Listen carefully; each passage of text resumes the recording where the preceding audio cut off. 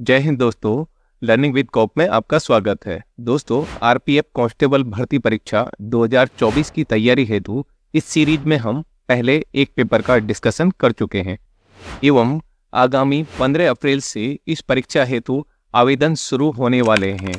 इसलिए आज हम 17 जनवरी 2019 को आयोजित हुए S3 के प्रश्न पत्र को प्रश्न संख्या 1 से 25 तक विस्तार से डिस्कशन करेंगे। So let's start the discussion.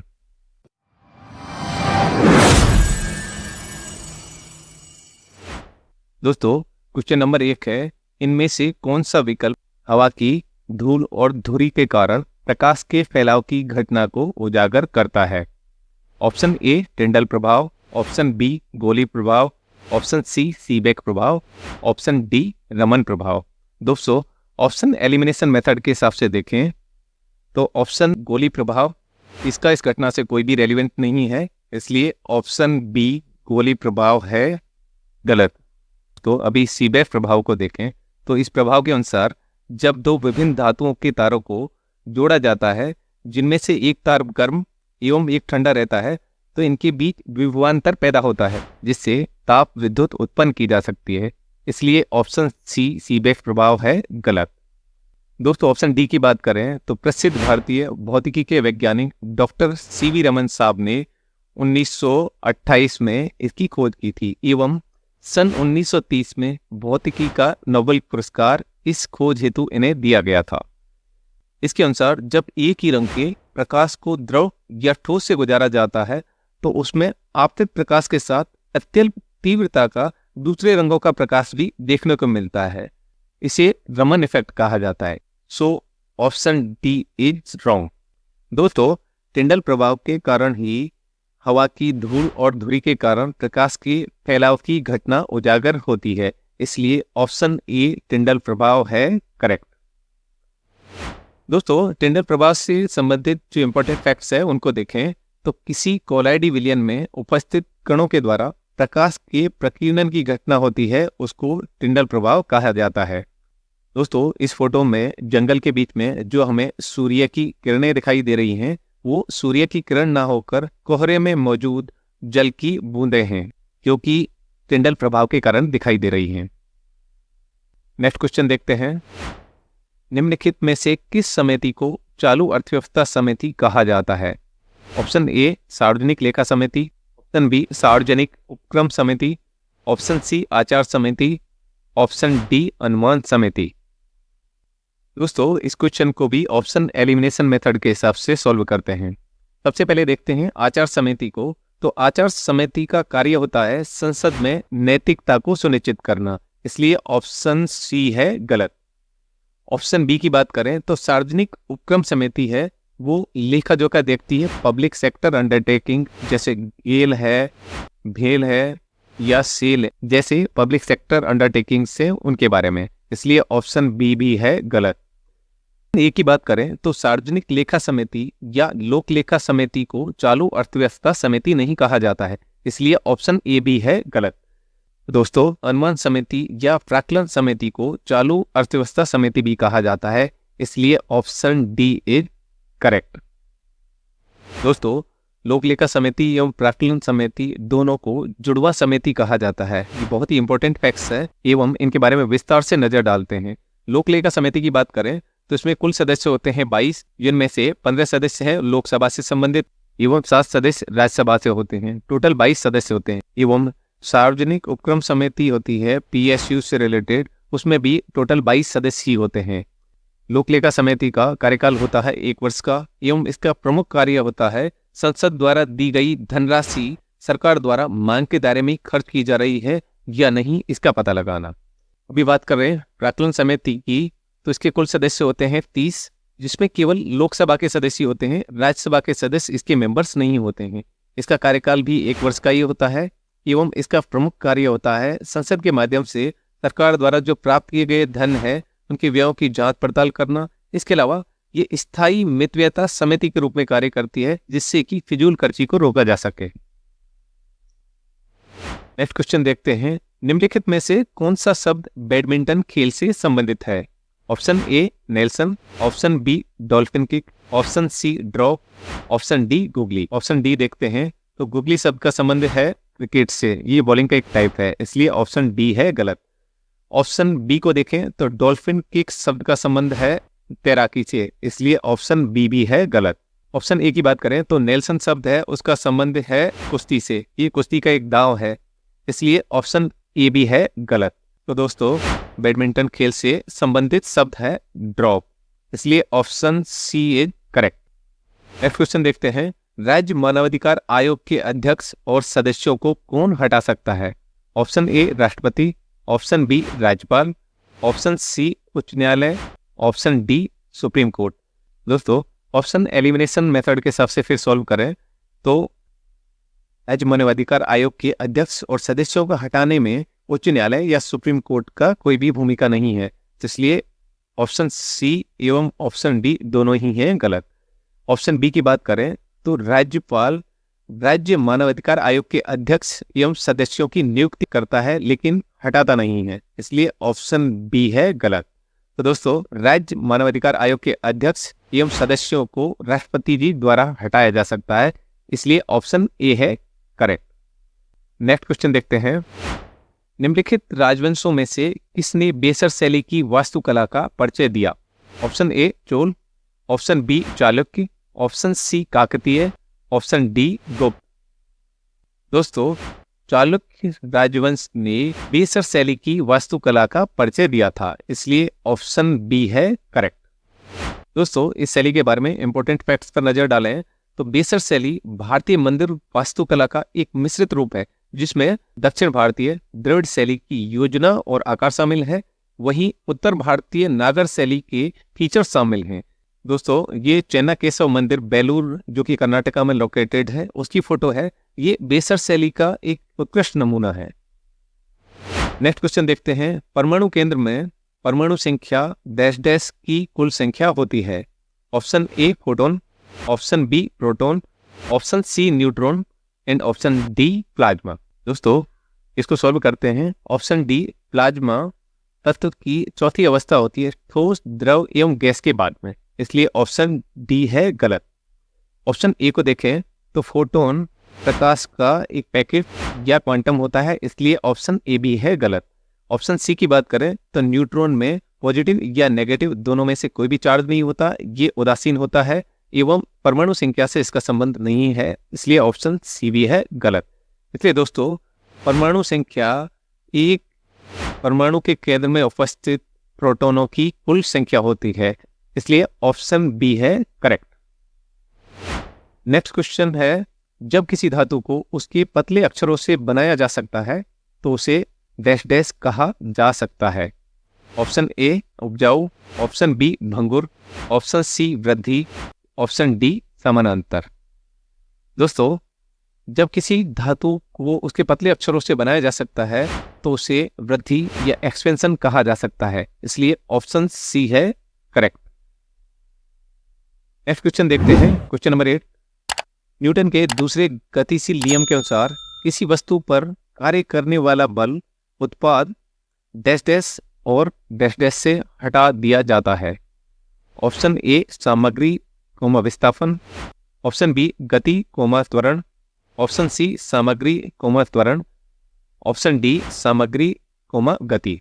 तो दोस्तों न्यूटन के दूसरे गतिशील नियम के अनुसार किसी वस्तु पर कार्य करने वाला बल उत्पाद सामग्री और त्वरण से हटा दिया जाता है, इसलिए ऑप्शन सी है करेक्ट। नंबर 9 है, अनाज जमा मुख्य रूप से डैश डैश में लगाए जाते हैं? ऑप्शन ए गन्ना, ऑप्शन बी गेहूं, ऑप्शन सी केसर, ऑप्शन डी चावल। दोस्तों अनाज जमा मुख्य रूप से केसर में लगाए जाते हैं, इसलिए ऑप्शन सी है करेक्ट। दोस्तों नेक्स्ट क्वेश्चन देखते हैं, भारत के किस राज्य में जवादी और शेरवरायन पहाड़ियां स्थित हैं? Option A Kerala, option B Karnataka, option C Tamil Nadu इन ऑप्शन डी आंध्र प्रदेश। दोस्तों जवादी और शेरवरायन पहाड़ियां तमिलनाडु राज्य में स्थित हैं, इसलिए ऑप्शन सी है करेक्ट। दोस्तों इन पहाड़ियों को मैपिंग के हिसाब से देखें तो जवादी एवं शेरवरायन पहाड़ियां भारत के तमिलनाडु स्टेट में पाई जाती हैं? दोस्तों, जवादी पहाड़ियां पाई जाती हैं तमिलनाडु के वेल्लोर एवं तिरुवन्नामलाई डिस्ट्रिक्ट में, एवं शेरवरायन पहाड़ियां पाई जाती हैं तमिलनाडु के सेलम डिस्ट्रिक्ट में। नेक्स्ट क्वेश्चन देखते हैं। ध्वनि की गुणवत्ता डैश डैश द्वारा निर्धारित की जाती है? ऑप्शन ए लहर की लंबाई, ऑप्शन बी वेव अवधि, option C frequency, option D आयाम। दोस्तों, ध्वनि की गुणवत्ता की फ्रीक्वेंसी द्वारा निर्धारित की जाती है, इसलिए ऑप्शन सी है करेक्ट। दोस्तों, क्वेश्चन नंबर 12 है, पाल साम्राज्य का संस्थापक कौन था? Option A Shashank, option B Dantidurga, option C Samuka, option D Gopal. दोस्तों, ऑप्शंस देखते हैं। ऑप्शन ए शशांक का संबंध बंगाल के गौड़ साम्राज्य से था, ना कि पाल साम्राज्य से, इसलिए ऑप्शन ए है गलत। ऑप्शन बी की बात करें तो दंतिदुर्ग राष्ट्रकूट साम्राज्य के संस्थापक थे, ना कि पाल साम्राज्य के, इसलिए ऑप्शन बी भी है गलत। ऑप्शन सी की बात करें तो शिवका नामक राजा का संबंध था सातवाहन साम्राज्य से, इसलिए ऑप्शन सी भी है गलत। तो दोस्तों, पाल साम्राज्य के संस्थापक थे गोपाल, इसलिए ऑप्शन डी है करेक्ट। नंबर 13 है, ट्रॉफी के संबंध में MVP शब्द का मतलब है? ऑप्शन ए न्यूनतम मान खिलाड़ी, ऑप्शन बी अधिकांश सम्मानित खिलाड़ी, ऑप्शन सी अधिकांश मूल्यवान खिलाड़ी, ऑप्शन डी अधिकांश थोक खिलाड़ी। दोस्तों, MVP शब्द का मतलब है अधिकांश मूल्यवान खिलाड़ी, मैक्सिमम वैल्यूड प्लेयर, इसलिए ऑप्शन सी है करेक्ट। नंबर 14 है, मिलिंद पन्ना पाठ किस धर्म से संबंधित है? ऑप्शन ए बौद्ध, ऑप्शन बी ईसाई, ऑप्शन सी जैन, एवं ऑप्शन डी यहूदी। दोस्तों, मिलिंद पन्ना पाठ का संबंध है बौद्ध धर्म से, इसलिए ऑप्शन ए है करेक्ट। दोस्तों, ये मिलिंद पन्ना की फोटो है, एवं मिलिंद पन्ना एक प्राचीन बौद्ध ग्रंथ है जिसे ऋषि नागसेन द्वारा 100 ईसा पूर्व से 200 ईसा पूर्व के बीच लिखा गया था। इस ग्रंथ में बैक्ट्रिया के राजा मिनांडर और नागसेन के बीच के संवाद का वर्णन है। दोस्तों, ये टॉपिक से संबंधित एक इंपॉर्टेंट क्वेश्चन पूछा गया था आंध्र प्रदेश SI की एग्जाम 2016 में। क्वेश्चन है, मिलिंद पन्ना किसके द्वारा लिखा गया था? नंबर 15 है, इनमें से किसके द्वारा भारत के समुद्री मार्ग की खोज की गई? Option A Christopher Columbus, option B Vasco da Gama, option C Amerigo Vespucci, एवं ऑप्शन डी उपरोक्त में से कोई नहीं। तो दोस्तों, ऑप्शंस को देखें तो क्रिस्टोफर कोलंबस ऑप्शन ए, एवं अमेरिगो वेस्पुच्ची ऑप्शन सी, दोनों का ही संबंध अमेरिका की खोज से है। क्रिस्टोफर कोलंबस ने अमेरिका की खोज की थी, जबकि अमेरिगो वेस्पुच्ची के नाम पर अमेरिका का नाम रखा गया है। अमेरिगो वेस्पुच्ची ने भी रियो डी जेनेरो की खोज की थी, इसलिए ऑप्शन ए एवं ऑप्शन सी दोनों ही हैं गलत। ऑप्शन डी की बात करें तो ये आंसर है नहीं, तो भारत के समुद्री मार्ग की खोज की थी वास्को डी गामा ने, इसलिए ऑप्शन बी है करेक्ट। तो कुछ इंपॉर्टेंट फैक्ट पे नजर डालें तो पुर्तगाली खोजकर्ता वास्को डी गामा ने 1498 में कालीकट तट, जो कि वर्तमान में केरल में स्थित है, पर पहुंचकर भारत के लिए नए समुद्री मार्ग की खोज की थी। ये पुर्तगाली खोजकर्ता वास्को डी गामा की फोटो है, एवं ये उनकी स्टैच्यू है। इससे संबंधित एक इंपॉर्टेंट क्वेश्चन देखते हैं। भारत के लिए समुद्री मार्ग की खोज करने वाले डैश डैश थे। ये क्वेश्चन पूछा गया था NTPC CBT 2021 में। उसमें ऑप्शन थे, ऑप्शन ए अंग्रेज, ऑप्शन बी फ्रांसीसी, ऑप्शन सी डच, एवं ऑप्शन डी पुर्तगाली। चलते हैं नेक्स्ट क्वेश्चन पे। नंबर 16 है, हैंडबॉल खेल के खेल क्षेत्र को डैश डैश कहा जाता है? Option A course, option B track, option C court, या ऑप्शन डी हीरा। दोस्तों, ऑप्शंस के हिसाब से देखें तो कोर्स कहा जाता है गोल्फ के ग्राउंड को, ना कि हैंडबॉल के खेल के ग्राउंड को, इसलिए ऑप्शन ए है गलत। ऑप्शन बी की बात करें तो ट्रैक कहा जाता है रेस लगाने के ग्राउंड को, इसलिए ऑप्शन बी भी है गलत। ऑप्शन डी की बात करें तो हीरे की शेप में या डायमंड शेप में जो ग्राउंड होता है वो होता है बेसबॉल का, इसलिए ऑप्शन डी भी है गलत। तो दोस्तों, हैंडबॉल खेल के खेल क्षेत्र को कोर्ट कहा जाता है, इसलिए ऑप्शन सी है करेक्ट। नंबर 17 है, पशुपति किस काल से मनाया जाता है? Option A Mauryan, option B Gupta, option C वैदिक काल, ऑप्शन डी हड़प्पा संस्कृति। दोस्तों, पशुपति हड़प्पा संस्कृति काल से मनाया जाता है, इसलिए ऑप्शन डी है करेक्ट। तो इस फैक्ट के बारे में नजर डालें तो सिंधु घाटी सभ्यता के पुरातात्विक स्थल मोहनजोदड़ो की खुदाई में पशुपतिनाथ की मोहर मिली थी, जो कि हड़प्पा संस्कृति के दौरान पशुपति जी की उपासना का सबूत है। दोस्तों, ये पशुपतिनाथ जी की जो मोहर मिली थी खुदाई के दौरान, उसकी फोटो है। नंबर 18 है, निम्नलिखित में से कौन सा वायुजनित रोग है? Option A hepatitis A, option B हैजा, ऑप्शन सी ग्रोवर, ऑप्शन डी टाइफाइड। दोस्तों, ग्रोवर वायुजनित रोग है, इसलिए ऑप्शन सी है करेक्ट। दोस्तों, इस रोग के दौरान शरीर पर रेशेज बन जाते हैं, चकत्ते बन जाते हैं। ये एक वायुजनित रोग है। नंबर 19 है, निम्नलिखित में से कौन सा तारा पृथ्वी से सबसे समीप है?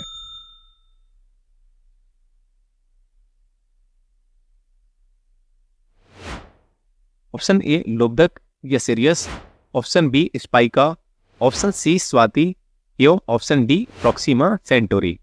दोस्तों, ऑप्शन ए है लोबदक या सिरियस, जिसको कि साइरस भी कहा जाता है। ये सौरमंडल का सबसे चमकीला तारा है, इसलिए काफी इंपॉर्टेंट ऑप्शन है, लेकिन ये सबसे नजदीकी तारा नहीं है पृथ्वी से, इसलिए ऑप्शन ए है गलत। दोस्तों, ऑप्शन बी स्पाइका की बात करें तो ये भी दो तारों का एक युग्म है, लेकिन पृथ्वी का सबसे समीप तारा नहीं है, इसलिए ऑप्शन बी है गलत। ऑप्शन सी की बात करें तो स्वाति एक तारा न होकर एक तारामंडल समूह है और पृथ्वी से सबसे समीप भी नहीं है, इसलिए ऑप्शन सी भी है गलत। तो दोस्तों, पृथ्वी का सबसे समीप स्थित तारा है प्रॉक्सिमा सेंटोरी, इसलिए ऑप्शन डी है करेक्ट। नंबर 20 है, सार्वजनिक स्रोतों के अति प्रयोग को डैश डैश कहा जाता है? ऑप्शन ए संसाधन की खपत, ऑप्शन बी सार्वजनिक प्रवृत्ति की त्रासदी, ऑप्शन सी खराब स्रोत, ऑप्शन डी सार्वजनिक स्रोत का दुरुपयोग। दोस्तों, सार्वजनिक स्रोतों के अति प्रयोग को सार्वजनिक प्रवृत्ति की त्रासदी कहा जाता है, इसलिए ऑप्शन बी है करेक्ट। नंबर 21 है, संसद के संयुक्त सत्र का संचालन करने के लिए अध्यक्ष के रूप में अनुपस्थित रहते हुए सत्र का संयोजक कौन होता है? ऑप्शन ए लोकसभा उपाध्यक्ष, ऑप्शन बी राज्यसभा उपाध्यक्ष, ऑप्शन सी राज्यसभा के सभापति एवं ऑप्शन डी मौसमी अध्यक्ष। दोस्तों, संसद का जो ज्वाइंट सेशन है उसको आहूत करते हैं माननीय राष्ट्रपति जी एवं उसकी अध्यक्षता करते हैं लोकसभा के अध्यक्ष। इसलिए अभी ऑप्शंस को देखें तो मौसमी अध्यक्ष ऑप्शन गलत है, इसलिए ऑप्शन डी इज रॉन्ग। इसके अलावा राज्यसभा के सभापति ऑप्शन सी भी है गलत एवं राज्यसभा के उपाध्यक्ष ऑप्शन बी भी है गलत। तो दोस्तों, संसद के संयुक्त सत्र का संचालन करने के लिए यदि अध्यक्ष अनुपस्थित हैं तो सत्र के संयोजक होंगे लोकसभा के उपाध्यक्ष, इसलिए ऑप्शन ए है करेक्ट। तो क्वेश्चन नंबर 22 है, पैरा ओलंपिक में स्वर्ण पदक जीतने वाले भारतीय कौन थे? Option A Dipa Karmakar, option B Mariyappan Thangavelu, option C Hima Das एवं ऑप्शन डी मैरी कॉम। दोस्तों, ऑप्शन ए दीपा कर्माकर एक जिम्नास्ट हैं, लेकिन उन्होंने ओलंपिक या पैरा ओलंपिक में कोई भी पदक नहीं जीता है, इसलिए ऑप्शन ए है गलत। ऑप्शन सी की बात करें तो हिमा दास एक धावक है एवं उन्हें ढींग एक्सप्रेस के नाम से जाना जाता है, लेकिन उन्होंने स्वर्ण पदक नहीं जीता है ओलंपिक खेलों में या पैरा ओलंपिक में, इसलिए ऑप्शन सी भी है गलत। दोस्तों, ऑप्शन डी की बात करें तो मैरी कॉम भारत की एक महान बॉक्सर है एवं उन्होंने ओलंपिक खेलों में भारत के लिए ब्रॉन्ज मेडल जीता है, ना कि स्वर्ण पदक। ऑप्शन डी है गलत। तो दोस्तों, पैरा ओलंपिक में स्वर्ण पदक जीतने वाले भारतीय खिलाड़ी थे मरियप्पन थंगावेलु, इसलिए ऑप्शन बी है करेक्ट। तो इस फैक्ट पर नजर डालें तो 2016 रियो पैरा ओलंपिक खेलों में भारतीय हाई जंप पर मरियप्पन थंगावेलु ने स्वर्ण पदक जीता था एवं यह उनकी फोटो है। नंबर 23 है, कोशिका के विभाजन में एक जनक कोशिका को डैश डैश में विभाजित किया जाता है? ऑप्शन ए एक असमान, ऑप्शन बी दो असमान एवं ऑप्शन सी 2 समान एवं ऑप्शन डी समान। तो दोस्तों कोशिका के विभाजन में एक जनक कोशिका को समसूत्री विभाजन में 2 समान कोशिकाओं में विभाजित किया जाता है, इसलिए ऑप्शन सी है करेक्ट। दोस्तों क्वेश्चन नंबर 24 है, नाट्यशास्त्र के लेखक कौन है? Option A Ramswaroop, option B Nand, option C Sarangdev एवं ऑप्शन डी भरत मुनि। दोस्तों ऑप्शन ए की बात करें तो रामस्वरूप नामक लेखक नाट्यशास्त्र के समकालीन कोई प्राचीन लेखक नहीं रहे हैं, इसलिए ऑप्शन ए है गलत। दोस्तों ऑप्शन बी की बात करें तो नंद या नंददास नामक जो लेखक थे उन्होंने एक प्रसिद्ध पुस्तक लिखी थी, उसका नाम है रास पंचाध्यायी, लेकिन वो नाट्यशास्त्र पुस्तक के लेखक नहीं थे, इसलिए ऑप्शन बी भी है गलत। दोस्तों ऑप्शन सी की बात करें तो सारंगदेव एक प्रसिद्ध विद्वान एवं लेखक थे, लेकिन उन्होंने नाट्यशास्त्र नामक पुस्तक का लेखन नहीं किया था, इसलिए ऑप्शन सी है गलत। सो नाट्यशास्त्र के लेखक हैं भरत मुनि, इसलिए ऑप्शन डी है करेक्ट। दोस्तों नाट्यशास्त्र से संबंधित कुछ इंपॉर्टेंट फैक्ट्स देखें जो एग्जाम की पर्सपेक्टिव से काफी इंपॉर्टेंट हैं। तो नाट्यशास्त्र भरत मुनि द्वारा रचित एक नाटकीय कला का प्राचीन ग्रंथ है। इसमें कुल 36 अध्याय है एवं इसे भरतनाट्यम का स्रोत माना जाता है। इससे संबंधित प्रीवियस ईयर्स में भी क्वेश्चन पूछे गए हैं। एक क्वेश्चन को देखते हैं, निम्न में से कौन प्रसिद्ध कृति संगीत रत्नाकर के लेखक थे? ये क्वेश्चन पूछा गया था SSC CHSL 2022 में। क्या ऑप्शन है? Option A Lochan Kavi, option B Jaydev, option C Sarangdev एवं ऑप्शन डी राममतिया। तो दोस्तों इसका आंसर कीजिए आप कमेंट बॉक्स में। नेक्स्ट क्वेश्चन है, अंतरराज्य परिषद किस मंत्रालय के अंतर्गत आता है? बहुत ही इंपॉर्टेंट क्वेश्चन है पॉलिटी का। ऑप्शन ए वित्त मंत्रालय, ऑप्शन बी गृह मंत्रालय, ऑप्शन सी अल्पसंख्यक मंत्रालय एवं ऑप्शन डी कार्मिक मंत्रालय। दोस्तों अंतरराज्य परिषद गृह मंत्रालय के अंतर्गत आता है, इसलिए ऑप्शन बी है करेक्ट। दोस्तों ये अंतरराज्य परिषद की एक मीटिंग की फोटो है। तो इसके बारे में इंपॉर्टेंट फैक्ट देखें तो सरकारी आयोग की अनुशंसा पर अनुच्छेद 263 के तहत 28 मई 1990 को अंतरराज्य परिषद की स्थापना की गई थी एवं इसका उद्देश्य है राज्यों के बीच या राज्य या केंद्र के बीच विवादित मुद्दों की जांच करना एवं सलाह देना। एवं इसके सदस्य होते हैं राज्यों या यूनियन टेरिटरीज हैं उनके मुख्यमंत्री, या यूनियन टेरिटरी जिनमें विधानसभा नहीं है उनके LG या प्रशासक तथा प्रधानमंत्री जी द्वारा मनोनीत गृह मंत्री सहित 6 कैबिनेट मंत्री। So this is the end of the discussion. यदि आपकी कोई क्वेरी है तो आप कमेंट सेक्शन में पूछ सकते हैं। जिद जोश जुनून, हम जीतेंगे।